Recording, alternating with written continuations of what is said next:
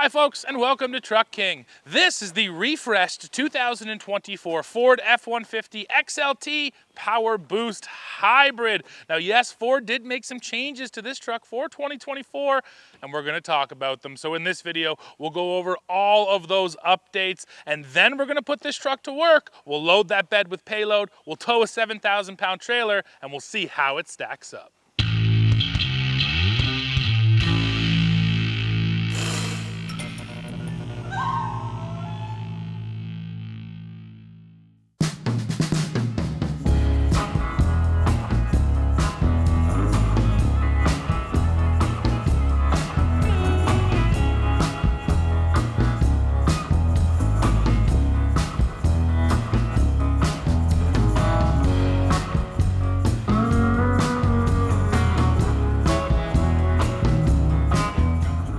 Let's start with the walk around, and of course we have to look under the hood. So this is the Powerboost Hybrid. That is the 3.5-liter twin turbo V6 made into a hybrid setup. Right here it's making 430 horsepower, 570 pound-feet of torque, and that is sent through a 10-speed automatic transmission. So the truck we are looking at today is the XLT with the black appearance package. That means you're getting things like this blacked out grille up front. And this is one of the big changes for 2024. F-150 has implemented this coast to coast grille. That's what Ford calls it. Essentially, the grille kind of incorporates the headlights, makes the truck look a little bit wider. So yes, we get the black grille. We also get body color bumpers in the front and the back, and a whole bunch of other body color bits like the door handles, because those are supposed to be chrome on this truck. Now looking down, that's a set of 20-inch aluminum wheels. Of course, they are blacked out too, and you're gonna get all these blacked out badges all the way around the truck. So right now, let's just stop. I want you to drop in the comments and let me know, what do you think about the updated looks on this 2024 F-150? Let's look at the business end now. So this truck does have a nice damped tailgate on it, nice slow open, and we do have the bed utility package on our truck today too, so we get all the features back here. Things like these great C-clamp pockets. If you're working here with lumber or something, you can actually hold them down. You get these integrated rulers in both inches and centimeters. I appreciate the nod to metric there, Ford. So if you're measuring something, you can lay it on your tailgate, see how long it is. And then of course, the integrated step. I say this all the time. I like this step if you're in and out of the bed a lot because it hangs so low. It's one of the easiest to get up and get into the bed with. Now this is just the short bed right here on our F-150 today, but it is packed with features, things like LED lighting, and that's controlled off of a button right here in the back. So anytime you need to turn that on, bam, there it is.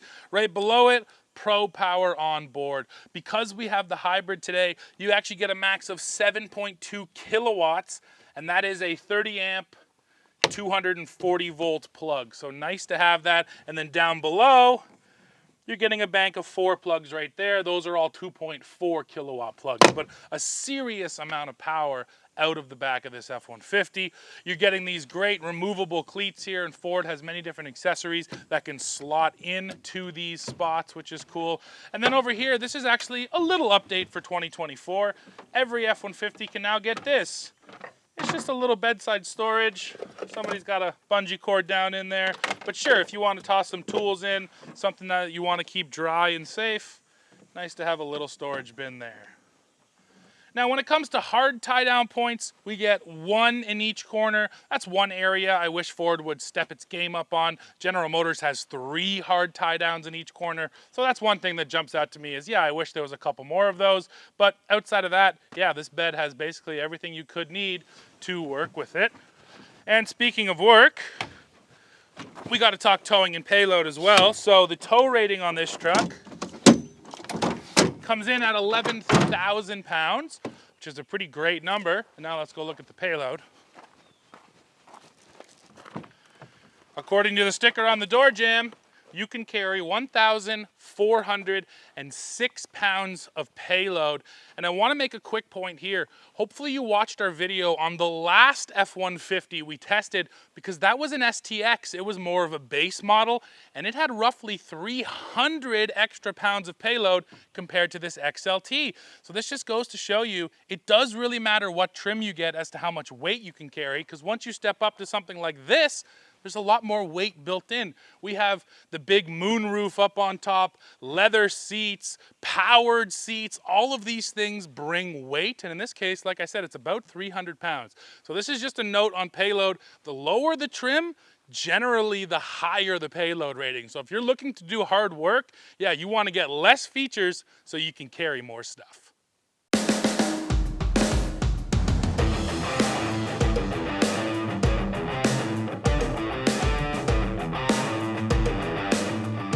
Let's look underneath now. I like to start at the front with the tow hooks, and they're up here. Very easy to access up there. I appreciate that. This is not an off-road truck, but even for non-off-road trucks, there's a lot of times you might need those hooks, whether you're pulling somebody else out in their vehicle or just, dragging a log off a road, a trail, who knows. It's nice to have those. Now, this is not an FX4 truck, so we don't have a full skid plate package here, but that's actually cool because it's interesting to see what we do get. You get this tiny little baby skid plate up here, and that one is steel, so nice to have at least one little bash plate. And then you just get this sort of heavy plastic kind of material, which I assume must just be for sound deadening purposes. Outside of that, this is going to offer you essentially no protection whatsoever. Plus, if you do take this thing off-road, that's going to get filthy and probably caked up in mud. Now, of course, we have independent front suspension up here, just like all of the half tons have now. As we roll back, you'll see your dual exhaust there comes together to a single pipe down to the back, and then at the back it splits up again into dual tips. So it's not a true dual exhaust system because it comes together and then splits back up as you go further back. Now, as I roll further back, I will say I like that the fuel tank still has a big skid plate. That is actually a plastic skid plate. No doubt some type of sort of heavy duty composite plastic, but plastic nonetheless. And then as we get to your rear end, you're going to see your solid axle back there, and behind it, space for a full-size spare tire. All right, folks, time to hit the road. I want to start with payload, but I want to do something sort of interesting today. We recently had an F-150 Lightning here on the channel. Hopefully you watched that video. And we did a payload test. We did an identical loop unloaded and then the same loop loaded, and that's what we're going to do today here in the gas truck, because what I want to see is, did we lose more overall range in the electric truck than we will here in the gas truck?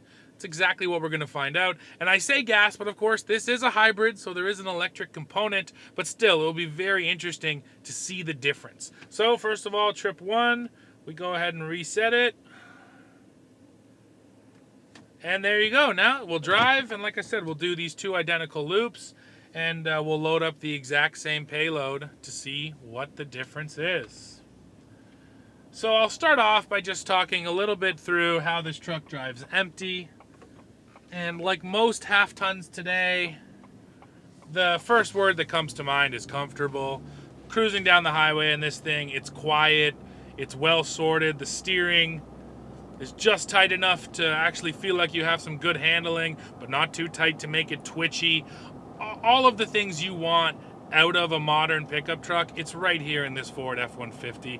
And these vehicles truly have become the family vehicles of today. So many folks buy these to drive around with their families in them, and therefore they need to be comfortable and they need to be easy to drive. Now, when it comes sort of to ease of drive, it's still kind of big, and that's what all trucks are, but outside of its size, once you get used to it, yeah, this is just as easy to drive as any, crossover or minivan, dare I say it, out there on the road. So the overall comfortability of this thing is excellent. And that's all I can really say about that. So let's drive for a few minutes here empty. We'll show you what the fuel economy is, and then we'll go load up and we'll compare.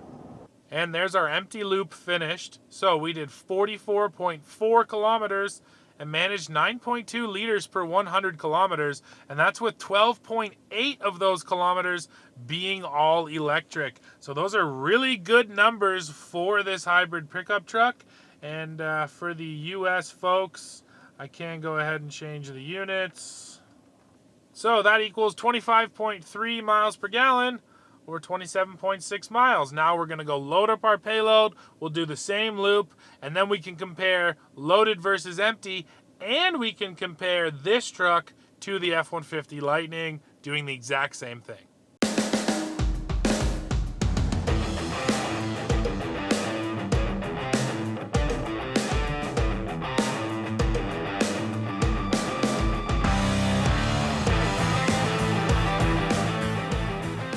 And now we are loaded up. So we just threw 12 96-pound rubber mats into the bed.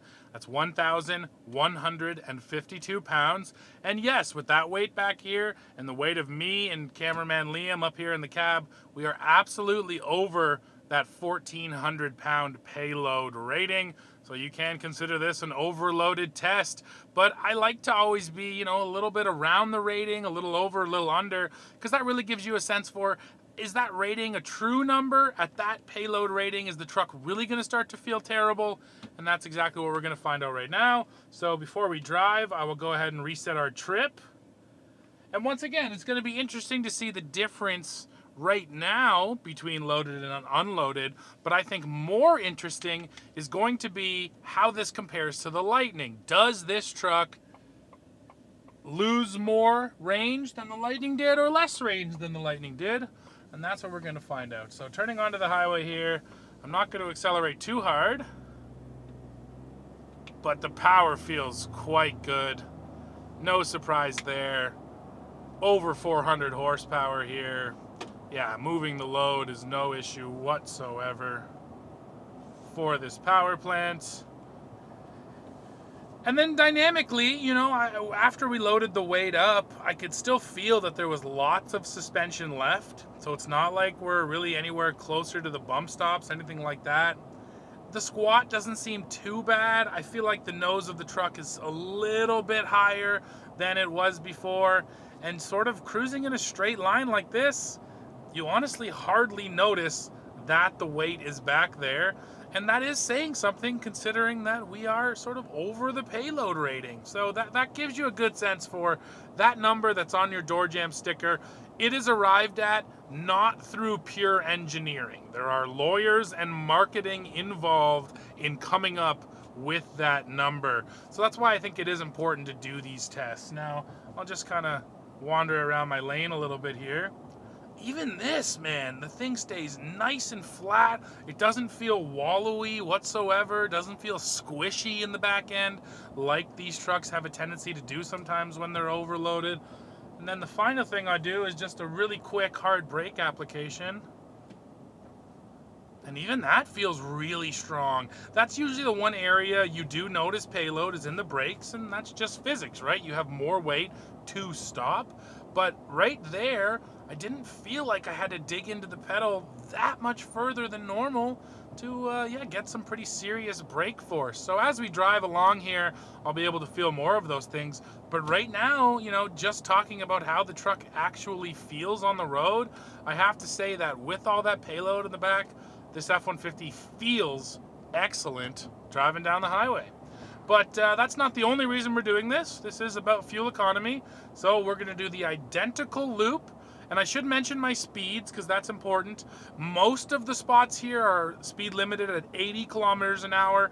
And I've been setting the cruise at 85 kilometers an hour. And then right now we're in a 60 zone. So I've been setting it a little bit lower, around 65 kilometers per hour. So we're not doing crazy high speeds either. That is important. And it's a warm day, not too hot, 28 degrees Celsius. And we do have the air conditioning running. So those are sort of all the variables going into this test. And now once again, we're going to run the same loop and we will report back with our efficiency results. And if anything else presents itself sort of on the drivability of the truck with the weight back there, I'll let you know.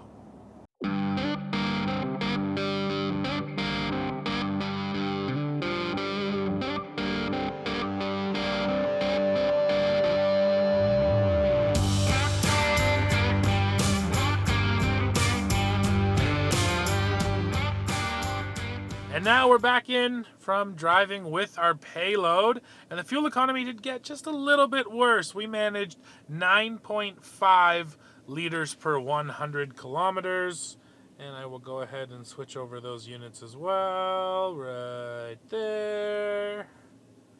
So that's 24.4 miles per gallon. So yeah, not a huge hit. And that is the same story for the Lightning. It wasn't a massive hit with just the payload. And keep in mind, we're hauling rubber mats today. These things have no aerodynamic drag whatsoever. If you're hauling an ATV or something that's tall sitting in your bed, it might get worse because that's adding a lot more drag. These things are adding almost no drag. It's basically just pure weight. So when we did this test in the Lightning, we lost 39 miles of overall range. So let's go ahead and do some math now here on our hybrid truck, and we will see if it lost the same range as the electric truck did. Take a look.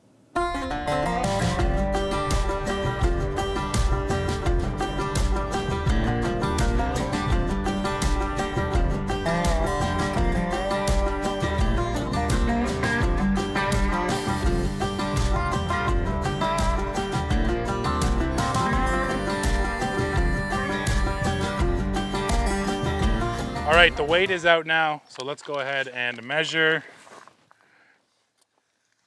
Do our best to be centered. And that's 40 1/4 inches. 40 1/4, which means we were squatting 2.5 inches. Now, in our experience with 1,000 pounds of payload, you're usually about 2 inches of squat. So yeah, this was just slightly worse than what I would have expected. But the good news is, from behind the wheel, I didn't feel it whatsoever. Time to go towing now, folks. So let's hook up our trailer, and you can see the camera system. Quite good here on the F-150.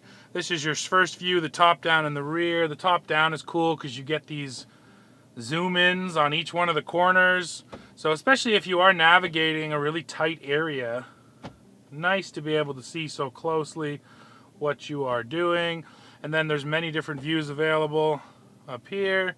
So you can get your wide rear. There's your hitch view. We do have an auxiliary camera here, so this could be on the back of your trailer or inside your trailer, anywhere you want to put it. And then we do have the trailer reverse guidance system. That's to help you back up into your trailer. So yeah, all kinds of camera views here. I really only need this first view. Coming at it at a bit of an angle, but that should be okay.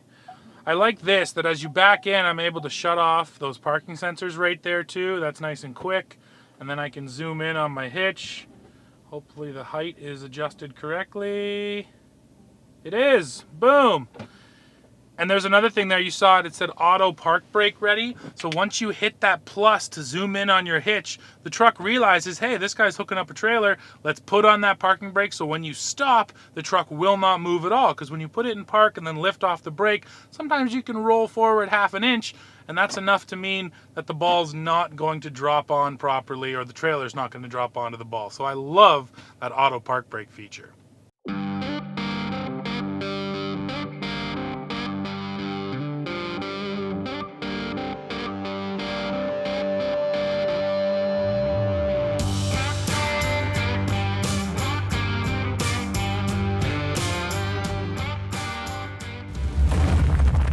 Okay, 7,000 pound trailer hooked up, and Dad's at the wheel now. So yeah, let's come around the corner and feel the power here, Dad. Okay, here we go. So we are in tow haul mode with the hybrid power boost.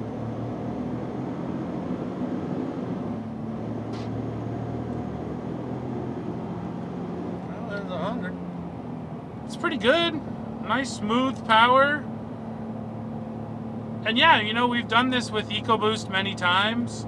I think that having the battery pack paired with EcoBoost just means you do get a bit of that low-end torque. It seems to kind of smooth out the initial power offering. It doesn't feel as turbocharged as the regular EcoBoost does, but then overall, you know, 430 horsepower feels fine. You know, 7,000 pounds. We're not even that close to the 11,000 pound rating on this truck. but jumping up to highway speeds, yeah, you don't have to worry at all. This thing's, it's quick. Yeah, at the low end, you feel the electric giving you that boost, and it's flattening out that acceleration before the turbo really sort of comes on. Right, and then with tow haul mode, I was just noticing it there. It was really holding your gears too. You know, you're really up near red line. Yep. And then on the downshifts too, they're pretty aggressive as well. So nice to have the tow haul too. So then, what about dynamically, Dad? What do you feel? Side to side, back to front. How's the truck reacting to the trailer? Drives like pretty much any F-150. So, you know, if you think that a hybrid is going to somehow drive differently, that's your first mistake. Secondly, past that, with 7,000 pounds on here, this is an ideal weight for this truck. It just doesn't really react to it. Mm-hmm. So, you know, it's good. Yeah, and you know what? That was the same feeling I had when we put the payload in here, and that thing was, you know, fully loaded according to the door jam sticker, but yeah, the truck still drove nice, comfortable. It doesn't become a hard to drive vehicle suddenly, and I think that's the same experience here with the trailer. It just, the characteristics that are already quite good, they just don't change that much.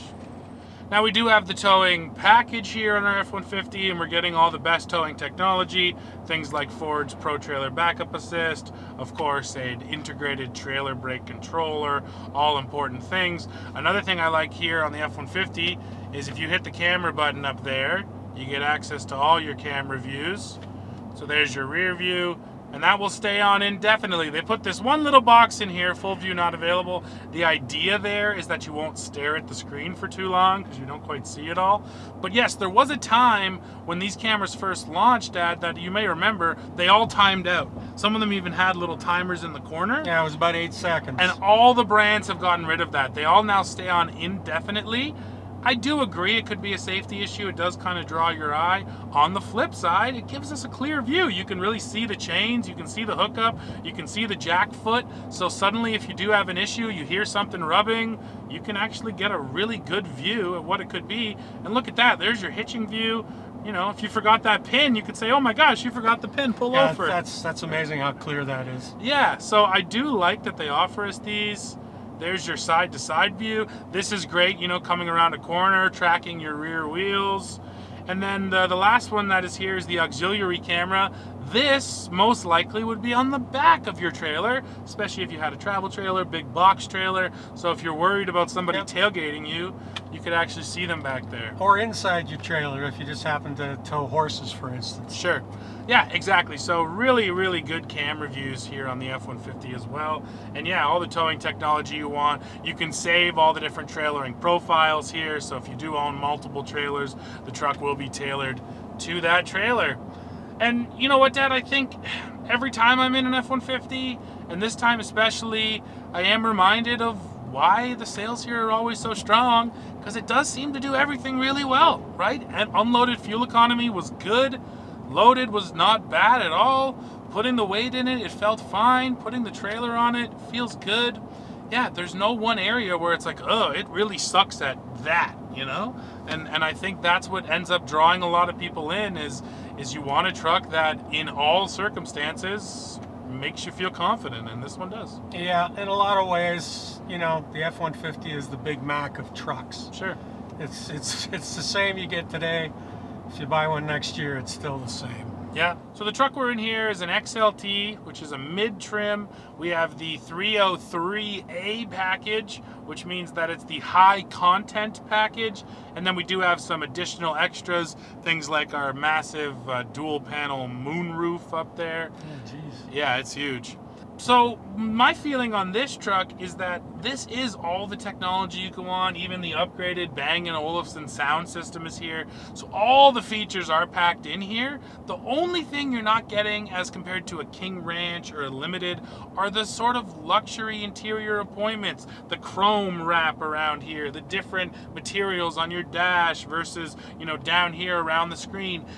it's all the trim bits. It's really just the way it looks. This truck, as it's outfitted, you're really not missing anything. Again, we have Blue Cruise, hands-free drive assist. So yes, features-wise, this truck feels like it's fully loaded with F-150 features. We just don't get the luxury looks, which I do think this is probably a truck that's pretty desirable for that exact reason.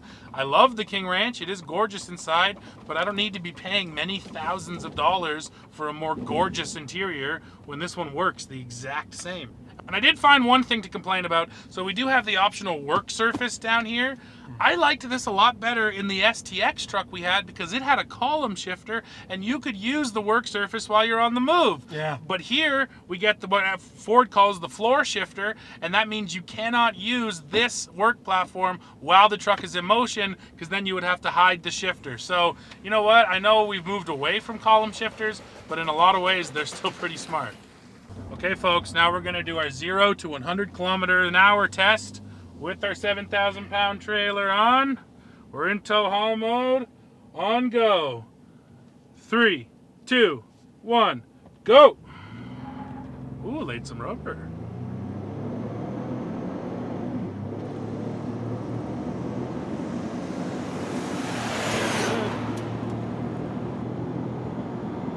100. So that was a 13.93, 0 to 100, and yeah, I mean, it even chirped off the line. You could probably get slightly better traction on a different run, but it does. It feels powerful taking off, and smooth, I think, is the operative word. Even through the shifts and everything, more so than the standard EcoBoost. This thing is smooth power, man. And now you can see how this 13.9 stacks up on the leaderboard.